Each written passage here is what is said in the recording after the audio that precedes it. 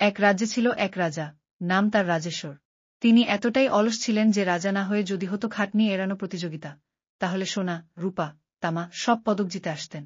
রাজার পাশে ছিল এক চালাক মন্ত্রী, নাম তার চপলচন্দ্র। রাজ্যের সব কুটুকচালি, চক্রান্ত, বাজেট, বিয়ের নিমন্ত্রণ থেকে বাঘ ধরার পরিকল্পনা, সবকিছুতেই তার জ্ঞান গগনচুম্বী।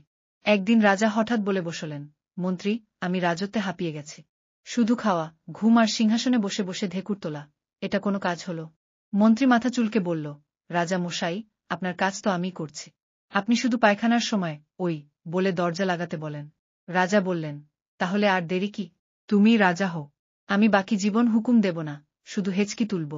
এই বলে রাজা নিজের মুকুট খুলে চপলচন্দ্রের মাথায় চাপিয়ে দিল। মন্ত্রী তো বেজায় খুশি, মুকুট মাথায় দিয়ে প্রথম দিনেই সে রাজপ্রাসাদে লুচিয়ালুর দম খাওয়ার উৎসব ঘোষণা করে দিল। রাজ্য জুড়ে আনন্দ। পরের দিন সকালে রাজা, মানে আগের রাজা, এসে বললেন, মন্ত্রী মানে এখন রাজা, আমার জন্য এক কাপ চা করো তো।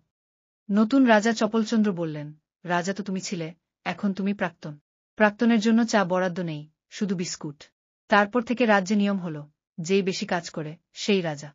ফলে প্রজারা সকালেই কাজ করতে গিয়ে বুদ্ধি পরীক্ষায় নামে, আর মন্ত্রী চপলচন্দ্র, তিনি মুকুট পরে আয়নায় নিজেকে দেখে বলে, কি সুদর্শন রাজা, আহা।